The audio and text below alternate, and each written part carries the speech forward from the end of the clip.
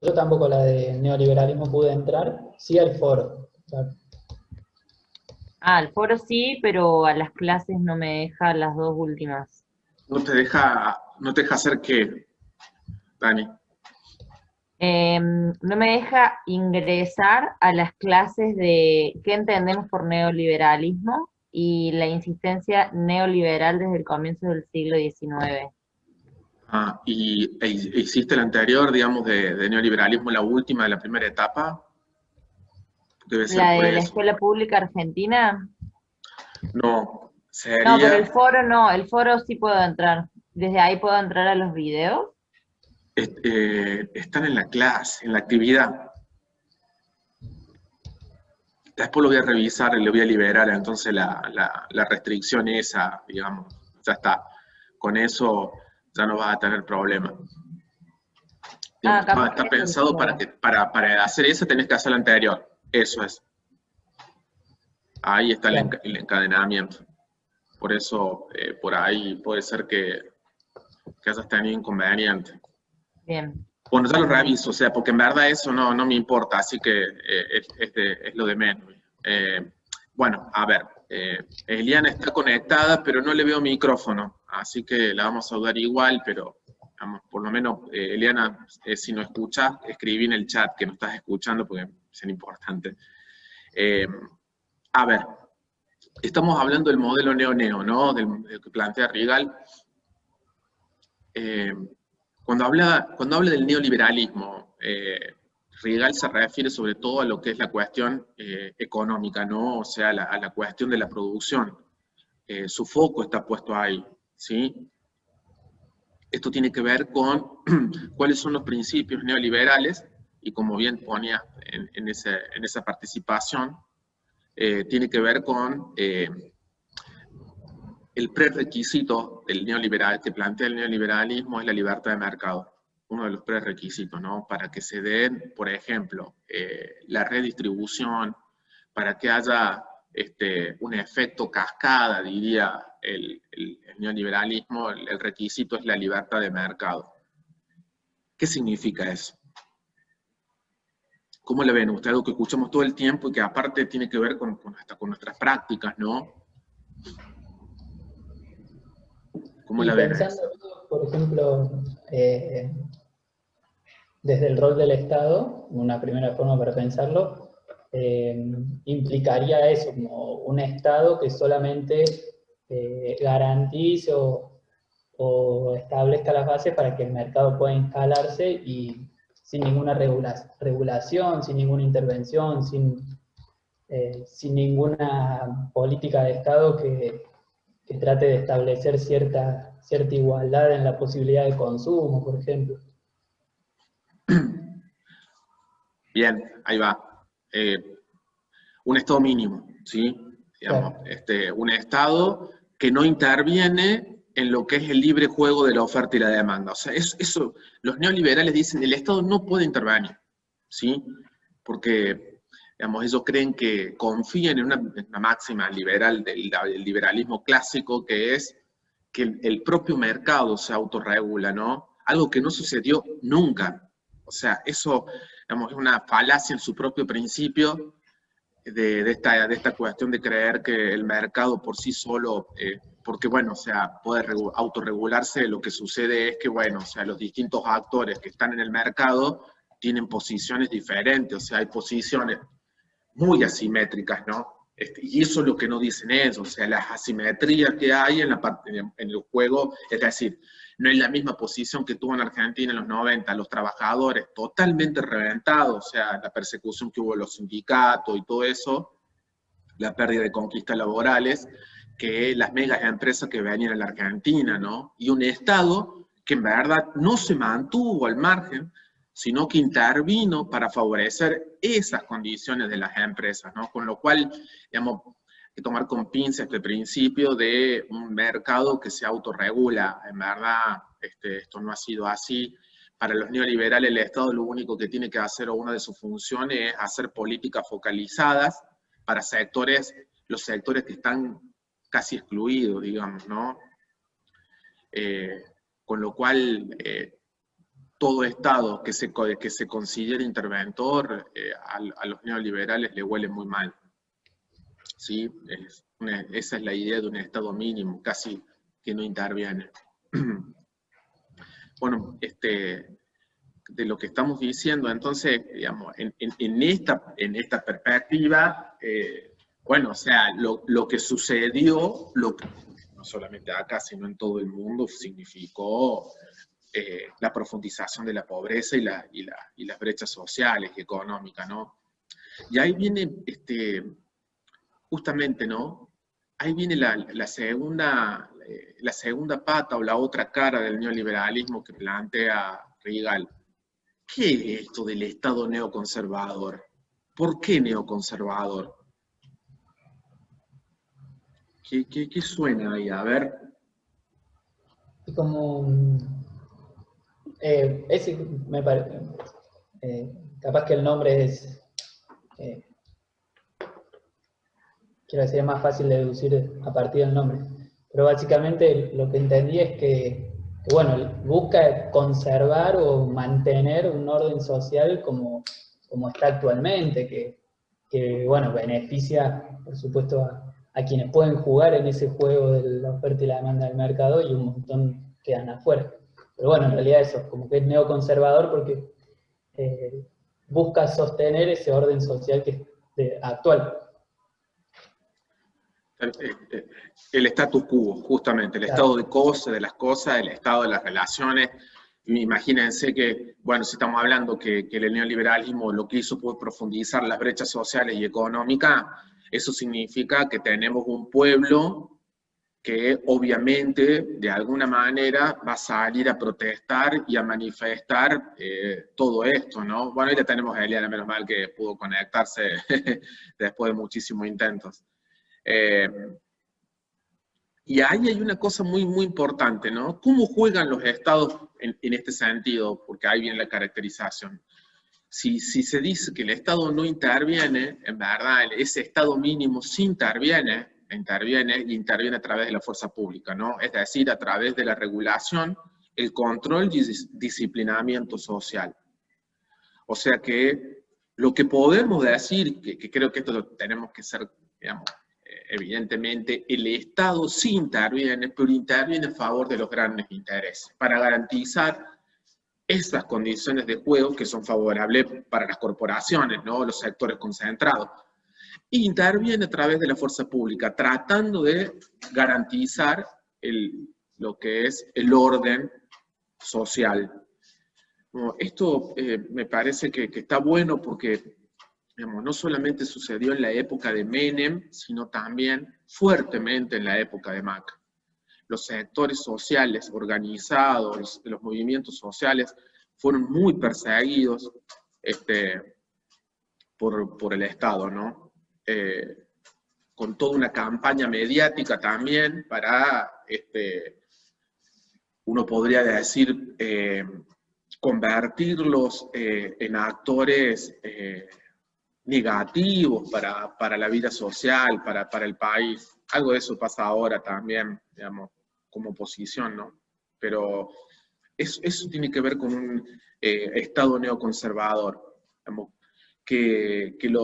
ante un sistema injusto, desigual, económica, políticamente, la policía, su fuerza pública, lo que hace es seguir sosteniendo eso, ¿no? Con lo cual, lo que se debilitó fuertemente fue la democracia, ¿no? Y ahí decimos que el neoliberalismo y democracia son casi incompatibles. Hablar de la incompatibilidad, ¿no? Porque bueno, o sea, más vale que es un sistema económico, político, cultural muy restringido. Entonces, en ese contexto deberíamos hablar de la escuela, ¿no? De qué pasó con la educación pública en Argentina y qué sucede todavía, porque bueno, o sea, todo eso tiene consecuencia en los momentos que estamos viviendo ahora, ¿no? Podríamos decir que la gran ley de lo que fue el neoliberalismo, su primera ola en Argentina fue la ley federal, ¿sí? Es la ley menemista de educación, una ley bueno, más vale que no todo es negativo, habría cosas para rescatar que están buenísimas. Argentina no tenía una ley que unificara el sistema educativo, y la primera ley que viene a unificar, digamos, legalmente al sistema educativo es la ley federal. Estamos hablando de que pasó muchísimo tiempo, ¿no? De la 1420, la ley federal, un montón de tiempo, más de un siglo. Con lo cual, eso podríamos rescatarlo como algo importante, digamos. Ahora, en toda su orientación, desde la concepción de la educación como un servicio, hasta lo que significó el planteo curricular de los contenidos básicos comunes, ahí ingresa toda la lógica de los grandes organismos internacionales que ya empezaban a vender reformas educativas que eran paquetes, ¿no?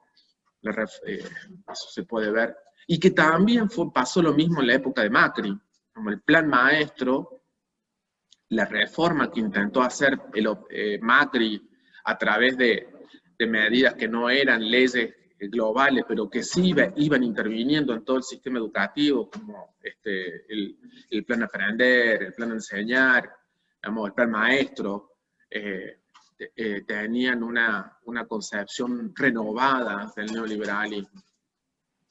La utilización de conceptos, la relación entre lo económico, la producción y los saberes que tiene que impartir la escuela, la concepción fuerte que tenía la educación en este sentido de lo que implica el emprendedurismo, ¿no? Esta idea de lo que se llama básicamente, impresionante, pareciera que pasó hace mucho tiempo y en verdad fue hace muy poquito, pero lo que hablábamos de, no me sale el concepto, che, me vino el alemán, ¿cómo es este concepto de lo que significa el desarrollo personal? ¿Cómo es que le llaman? Bueno, no me acuerdo, ¿no? Pero el éxito personal. Coaching. ¿Cómo? Coaching, no sé qué. Eso también ingresa porque son las orientaciones. Hay algo nuevo, novedoso, que es el ingreso de esta pseudodisciplina a la hora de pensar el acto educativo y el sistema educativo, como el coaching, management, bueno, todo ligado a la cuestión empresarial. O sea, la reforma de Macri tiene muchísima más fuerte la impronta de la lógica empresarial, el management, el coaching. Y a lo meritocrático, así que... La meritocracia, ahí va. Eso es, ese concepto, esa idea del esfuerzo personal es muy transversal a toda la reforma que propuso Macri a través de cuestiones parciales, pero esa idea de que cualquiera que se lo proponga puede llegar a la meta, ¿no? O sea, olvidándonos de todo el contexto social, económico que viven los sujetos, ¿no? Es más fácil, digamos. ¿Por qué? Porque de esa manera lo que hace la meritocracia es culpabilizar, responsabilizar individualmente a cada niño, niña del país. Los ponen igual de condiciones a todos, a todas, cuando en verdad eso no existía ni existe. Y hoy podemos ver el reflejo con toda la simetría que la pandemia ha mostrado salvajemente, digamos, cruelmente, diría Boaventura, ¿no? Ese librito de Boaventura que se llama La cruel pedagogía del virus está muy bueno. Por ahí sí, es de lectura rápida, pero para mí Boaventura representa un tipo sumamente sensato y un pensador frío, digamos, en el frío, cuando hace falta hacer, tomarse su tiempo para poder pensar y escribir, ¿no? No así un montón de otros, podríamos recuperar, o sea, Agamben, bueno, muchísimos filósofos y pensadores le han errado horriblemente a esto de la pandemia, ¿no? Y me parece que Boaventura no estaría en ese lote. Me parece que Boaventura es un tipo sensato. Y está muy bueno ese librito, lo consiguen. ¿Cómo se llama? La cruel pedagogía del virus. también está una conferencia que la hace con Pablo Gentili, está en YouTube, donde hablan, digamos, sobre eso, ¿no? Así que, Yo puse en el buscador de Google y el primer enlace que aparece es el PDF para claro, poder mirar al... sí, descargarlo, yo lo tengo también, lo estamos usando en primer año, para la práctica 1, para pensar qué pasa con la escuela y el territorio en la pandemia. Habla de los docentes, habla un poco de los docentes, del trabajo silencioso y poco reconocido que están haciendo, ¿no? Así que está bueno. Creo que es de los pocos que en ese sentido valoro un poco lo que estamos haciendo en un momento de invisibilización muy fuerte de todo el esfuerzo que estamos haciendo, no solamente nosotros, digamos, porque en verdad, si no me pongo a pensar lo que está pasando con los choferes de media y larga distancia, es increíble. O sea, acá están pasando cosas que no se pueden permitir, ¿no? O bueno, o sea, ¿cómo puede ser que en este país, desde que empezó la pandemia, las empleadas domésticas sean declaradas personal esencial cuando cobran 10.000 pesos? O sea, ¿qué carajo está pasando? Y ni siquiera se le ha reconocido. Hay cosas que son indignantes en ese sentido y que, digamos, tienen que ver, digamos, para quién fue esa medida, ¿no? Una locura, la verdad. El desamparo con respecto, digamos, bueno, podríamos hablar también de la uberización o la precarización digamos, de estos pibes, estas pibas que andan todo el día en bici o en moto para ganarse 2 mangos, digamos, no han tenido la posibilidad de ninguna cobertura. A mí me parece que esas cosas las tenemos que volver a pensar globalmente, ¿no? Pero fíjense cómo, digamos, ese tipo de cosas hablan de la tercera ola del neoliberalismo, las formas precarizadas, terriblemente precarizadas de contratación. En ese sentido, hay una clave que nos quedó de la década del 90 para la educación y es esta idea de entenderla como un bien de uso y de cambio, es decir, como una mercancía. ¿Qué querés? Perdón, porque ya me tiré. Chabona, no puedo estar levantando a cada rato. ¿Qué onda? Acá Oscarcito duerme, como un bebé. Amigo, ¿qué onda vos cuando van a adoptar mascota? No sé. Depende si nos mudamos o no. Yo no sé si se va allá a la esquina de la puerta para mirarme o no sé, pero dale. Bueno, entonces ahí esta idea, bueno, la privatización, la educación, avanza en la privatización, pero en la época de Menem, miren ustedes las diferencias. En la época de Menem, la privatización de la escuela pública significaba que el Estado se desentendía. Ya había una apertura a la educación privada desde el punto de vista de las instituciones que podían ofrecer servicios educativos. Pero con Macri, digamos, en esa época hay una nueva redefinición de lo que significa la privatización, ¿no?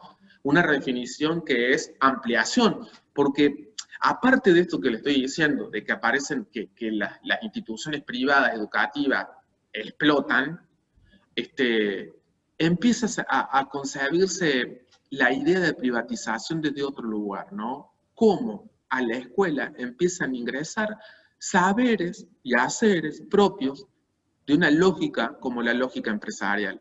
Y eso no había sucedido tan fuertemente en la época de Menem.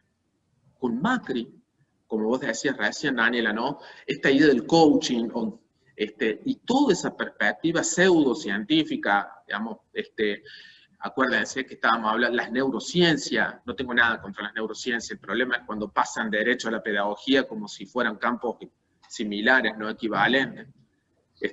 Ahí empieza a jugarse esta idea que les digo, cómo ingresan saberes de la lógica empresarial al cotidiano escolar. Se intentó hacerlo. Eso ha quedado un poco truncado, pero bueno, no sabemos qué va a suceder, ¿no? Qué va a pasar. En un contexto como el que estamos es difícil también tomar medidas que afecten tan fuertemente hacia un futuro que todavía no está, ni siquiera se puede visualizar qué va a pasar, ¿no? Pero lo importante de esto es eso, o sea, cómo hay actores fundamentales en esta idea del neoliberalismo, los organismos internacionales. Si ustedes, y es más, ahí también podemos ver por qué hablo de una tercera ola, ¿no? Si en la época de Menem, el gran organismo internacional, que era el que dictaba, organizaba, dictaba las leyes educativas y los paquetes de reforma, era el Banco Mundial, ¿sí? Banco Mundial, Fondo Monetario, el Fondo Monetario Internacional. ¿Qué hacían? Negociaban la deuda a partir de fuertes políticas de corte neoliberal en los estados que tomaban esos préstamos. Pero en la época de Macri, digamos, porque digamos, en la época de Cambiemos, en el poder, lo tengo que explicitar, digamos, fuertemente, los actores cambian, modifican sus posiciones, y si bien el Banco Mundial sigue siendo un actor importante, aparecen dos actores que antes no tenían tanta preponderancia. Una es la UNESCO aliada al Fondo Monetario Internacional, y por otro lado, aparece teniendo una impronta impresionante la OCDE. La OCDE es la Organización para la Cooperación y el Desarrollo Económico. ¿A quién incluye la OCDE? Bueno, a las megacorporaciones mundiales, digamos, ¿no? Entonces, esperen un toque. Está por acabar el tiempo. Les voy a pasar el link para la clase. Entren a este link. Paso a los dos, Mabel. Ah, mortal. Bueno, vamos a salir de esta y ingresamos a la otra, ¿sí? Así la continuamos. Perfecto. Dale. Después lo que hago es unir las clases y una sola, ¿no? Por eso. El problema, por ejemplo, que Meet no tiene la traba de los 40 minutos, pero Meet no te deja grabar las clases. Entonces, Zoom, lamentablemente, es la alternativa que nos queda. Estábamos hablando entonces de lo que sucedió con esta nueva impronta de los actores internacionales y la OCDE con un papel fuerte, ¿no? Que no lo tenía antes. A empresas educativas, el negocio educativo, el negocio de las pruebas estándares, fíjense lo que estamos hablando, ¿no? Cómo ya la privatización no es solamente, como les decía, esta idea de instituciones que generan oferta educativa, sino también que se meten en la escuela ofertando, digamos, con paquetes curriculares, paquetes de saberes, lógica, formas de orientar la educación. Digamos, hay un cambio muy fuerte ahí y la impronta es muchísimo más grande, ¿no? Todo con una idea de formar sujetos adaptados, que tengan la posibilidad de adaptarse a algo que ellos valoran muchísimo, que es el tema de la incertidumbre. ¿Sí?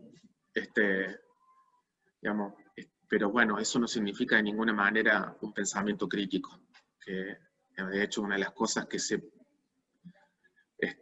banalizó fuertemente es que el pensamiento crítico está en los documentos de la reforma, nada que ver, eso no es pensamiento crítico, ¿no? O sea, eso después lo podemos revisar más profundamente, pero el pensamiento crítico no tiene que ver con una cuestión psicológica o con el pensamiento creativo, no tiene nada que ver.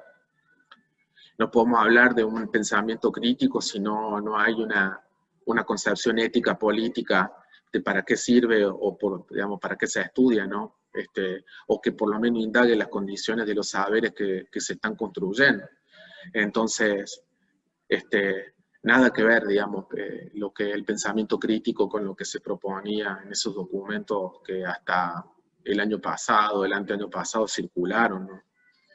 Y que de hecho, en un momento dado nosotros tuvimos un inconveniente muy grande porque las chicas del TRETEL que estaban haciendo la práctica 3 y 4 empezaron a tener presiones para que planificaran teniendo en cuenta esto de las destrezas y las habilidades, ¿no? Conceptos que altamente criticados, ¿no?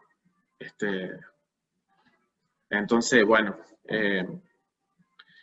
nos encontramos en un momento donde eso no se ha ido, pero tampoco avanzó. Lo que sí se puede ver es que esta pandemia ha mostrado el desierto que dejó el neoliberalismo educativo, digamos, ¿no? Nosotros estamos trabajando con 2 libros que son europeos, porque me parece a mí que son muy importantes para entender cómo esta lógica no es propia de Argentina, sino que se fue dando por etapas, y bueno, básicamente tenemos textos que hablan de Francia y de España, ¿no? Y que hablan de la relación justamente de los saberes organizados en el currículum, y qué sujeto se piensa y para qué se forma el sujeto, en esto de pensar un sujeto flexible, ¿no? La idea del trabajo precario, o sea, esa es la lógica de la formación desde el punto de vista neoliberal de la tercera ola. El panorama en ese sentido era complejo, complicado. Ahora, vamos a ver, pero lo que se venía era durísimo para todos, ¿no?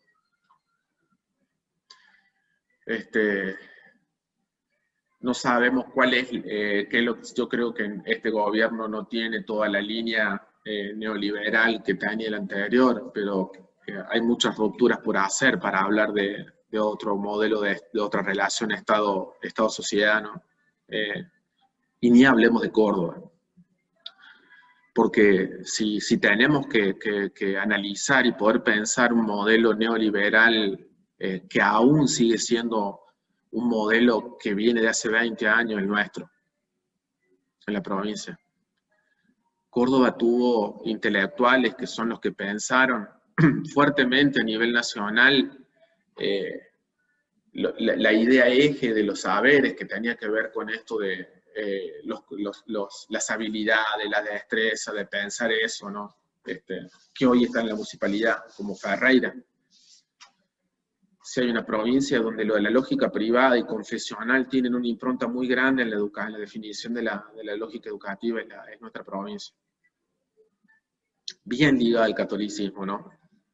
Por un lado. Y por el otro, tenemos la Universidad Católica, tenemos a todo el Consejo Confesional del Catolicismo, y por el otro lado lo tenés básicamente a la Universidad Empresarial del siglo XXI, ¿no?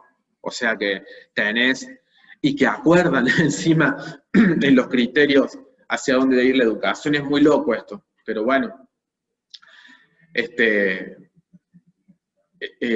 ahí estamos, digamos. Córdoba sigue siendo neoliberal. Fíjense la modificación de la ley jubilatoria. En este momento tenemos unos problemones enormes porque no hay cargos, no se llama cargos. Yo me estoy ahora, por ejemplo, acceder de buena onda, porque me parece que esto también tiene que ver con lo solidario, pero no es normal. Yo me ofrecí para que las chicas de nivel inicial del anexo tengan pedagogía, como profe de pedagogía, para que no pierdan el año así sin nada. Pero eso significa sobrecarga de laburo para mí, digamos, ¿no? Así se están solucionando las cosas. A mí me parece, digamos, es complicado esta cuestión. Sí, nosotros en práctica estamos teniendo bueno, nos contaba hoy Tania que no son sus horas, en realidad que son sus horas, pero que ella la tenía de licencia y no hay no se tramitó el cargo, entonces, ella también la estaba dando medio de onda, no sabía si ella iba a poder acreditar o no el cursado nuestro, más o menos parecido, de la práctica 3. Si no hubiera sido por ella, tendrían un vacío. La verdad que también la Tania se puso, bueno, muchos profes han puesto la institución al hombro a resolver problemas como se puede adentro de nuestro hogar. O sea, por ejemplo, ahora la profe Cecilia Malem, que está más sola en la práctica 1, en el anexo, resolvimos que se sume al taller integrador de primaria de acá de Córdoba, porque si no, no lo puedo organizar. Así que estamos solucionando las cosas como podemos. Fíjense que esto es lo que hablo de la precarización de las instituciones, ¿no? Una marca muy fuerte del neoliberalismo, digamos. Como la pedagogía crítica en la década de los 80, Michael Appel, un referente de la pedagogía crítica, construyó un concepto muy importante que se llama intensificación de la enseñanza, ¿no? Y ese concepto Michael Apple lo usaba para hacer como una especie de denuncia en su investigación de cómo las docentes y los docentes hacía años que había una política sistemática de cargarlos de trabajo por la misma paga, por menos, ¿no? Es decir, cada vez se le obligaba a los docentes y a las docentes a hacer más cosas, pagándole incluso menos, digamos, lo que se conoció también como proletarización de la enseñanza.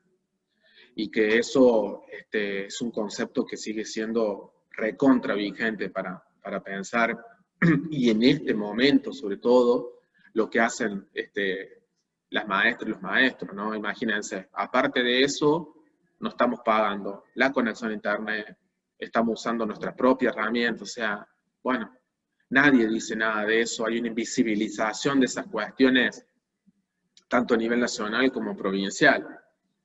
Así que yo creo que este año reuniones como delegado hemos planteado que no podemos dejar de pedir un resarcimiento económico por todo esto,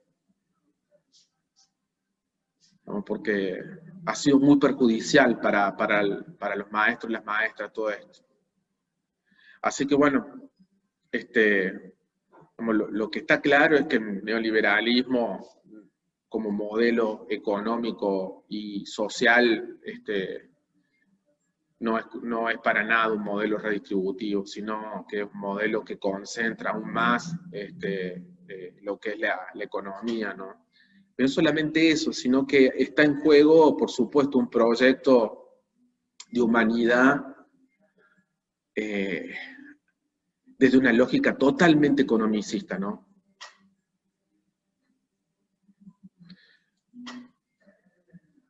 En este momento eso está ahí, porque bueno, pero el neoliberalismo sigue a ver, o sea, si uno pregunta quiénes son las empresas o las corporaciones que más guita ganaron en la pandemia, se van a dar cuenta que algo propio de la globalización, o sea, la globalización fue posible por lo que significó el impacto de la revolución tecnológica, ¿no?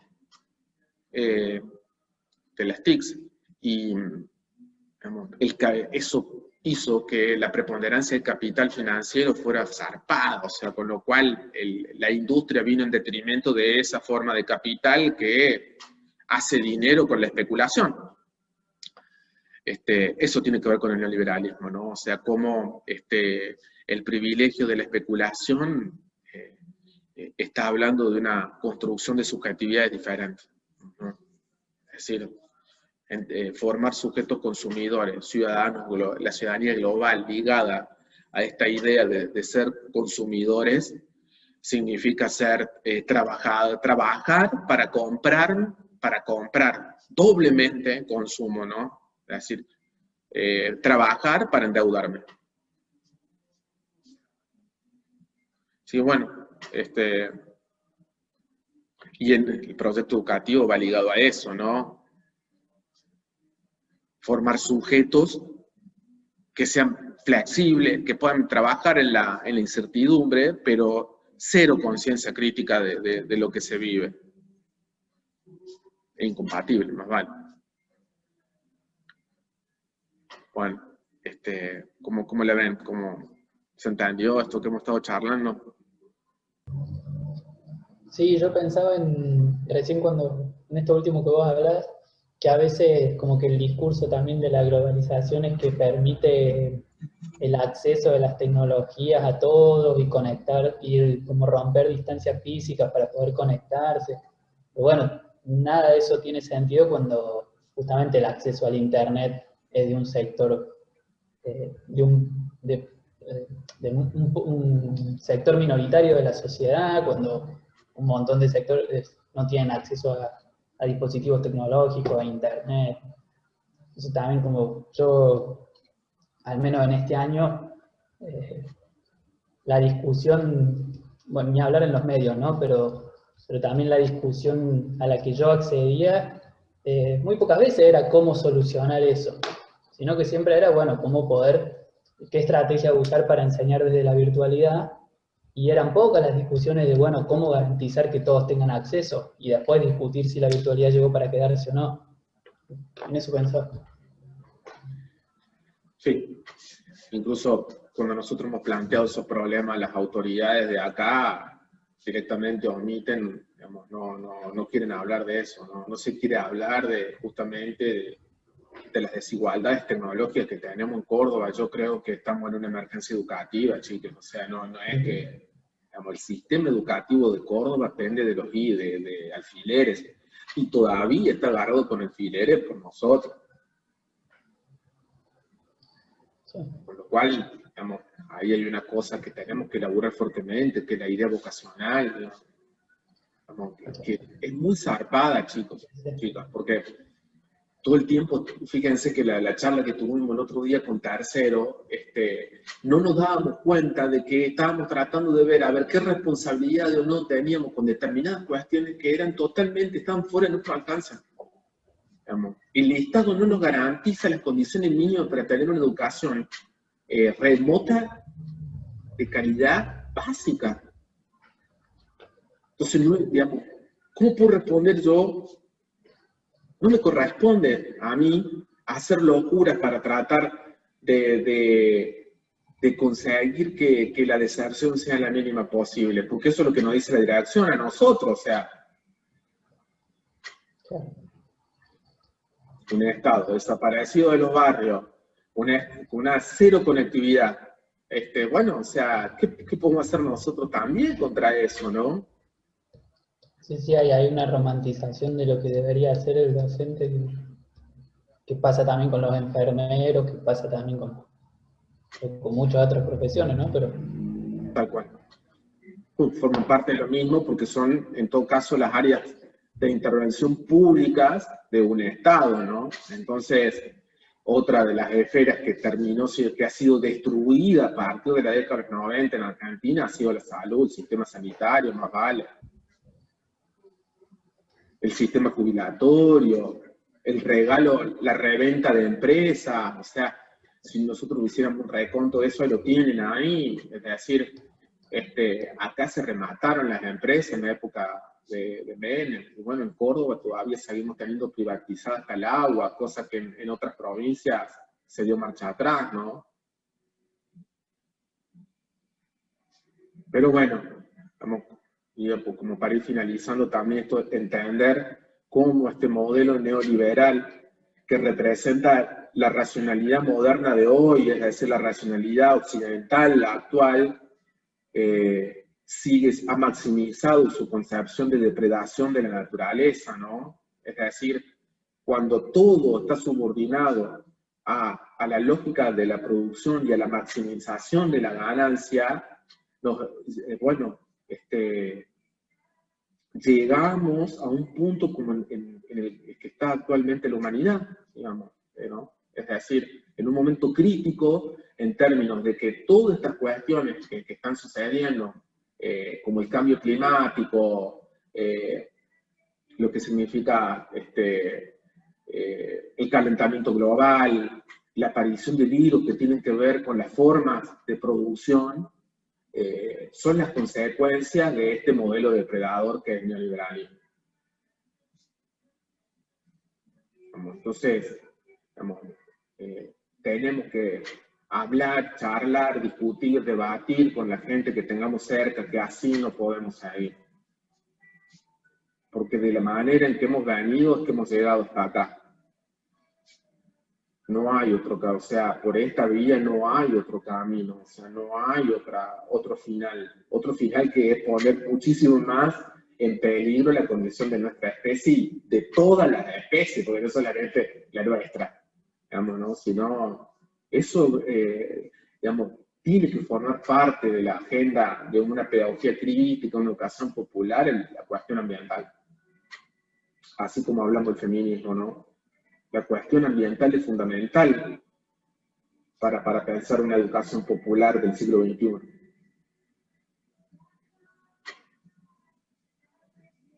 Porque tiene que ver con esto que les digo, ¿no? O sea, con un mundo, ¿qué forma vamos a construir de relacionarnos con el mundo? con todas las otras formas de vida, empezar a entendernos interconectada, interrelacionadamente, ¿no? No lineal, como lo plantea el neoliberalismo y el capitalismo desde que se inició. Así que bueno, ahí hay un gran desafío. Bueno, ¿les parece que vayamos cerrando y les seguimos la próxima clase ya con el segundo momento del neoliberalismo? Dale. Miren, si tienen ganas y por ahí, si no lo han visto, yo les compartí la primera parte de una serie de documentales que hizo la televisión española que se llama La Estrategia de Sinbad. Está muy bueno para ver lo que es neoliberalismo y lo que ha producido a nivel mundial. En el video yo les compartí la primera parte, pero son como 3 o 4, no recuerdo. ¿Podés, Manu, subirlo al foro o si no a sitios que ahí podemos acceder por más que no hayamos hecho alguna clase? Sí, también en lo que son las noticias. Bueno, ya lo reubico, quédense tranca, pero igual voy a liberar la restricción para que lo puedan, de esa manera van a poder acceder a la clase de los videos. Y por otro lado, digamos, a mí me parece que hay un par de pelis, imagino que ustedes deben haber visto una banda, pero hay películas argentina, el cine de los 90 en Argentina, pasó algo culturalmente muy interesante en la década de los 90, que es la refundación, el nuevo cine argentino, ¿no? Donde ahí empiezan a aparecer películas como Mundo Grúa, El Bonaerense, Pizza di Rifaso, que empiezan a mostrar desde lo cotidiano y de las historias particulares lo que significaba lo que se vivía en Argentina, en Buenos Aires Delivery, y una película de un loco que no recuerdo más, después la puedo, que habla de la vida, un chabón que vive con su familia en un pueblo, trabajaba en la fábrica cierra y se tiene que vivir a una casita que le prestan, y arma toda una historia para que su hija no se dé cuenta que son pobres. Esa película argentina del loco que parece el de la historia de esa, creo que es igual a, bueno, esa película está, yo se la puedo pasar, también está en YouTube, no recuerdo en este momento cómo se llama, pero bueno, no, o sea, el cine argentino, hay un montón de películas para poder entender. De hecho, hay una película de Pino Solana que a mí me fascinó, la vi hace muchísimo, pero que es La Nube, que es teatral, digamos, ¿no? Es como un teatro que está por ser rematado, digamos, que ahí había toda una compañía de teatro, empieza a tener como nubes y a toda una cuestión de que empieza a llover y la metáfora del diluvio neoliberal. Pero fíjense cómo en esos momentos también se empiezan a construir un montón de resistencias que son las que posteriormente van a salir a la luz y que van a, por supuesto, a provocar que haya que redefinir la hegemonía, ¿no? Así que eso es muy interesante porque también tiene que ver con la recuperación de nuestra memoria reciente de lucha, y cómo también estos contextos que son sumamente restrictivos hacen que el arte, la imaginación, la creatividad exploten, ¿no? Y eso también hay nacimientos, digamos, no solamente dolores, sino también nacimientos. Y esos nacimientos potencian un montón de otras cosas. Así que bueno, esa forma de entenderlo también es un análisis que recupera la dialéctica, ¿no? En el sentido de empezar a ver lo contrario, empezar a ver la dinámica de las luchas y las relaciones de fuerza. Bueno, después podemos seguir hablando de esto, la clase que viene.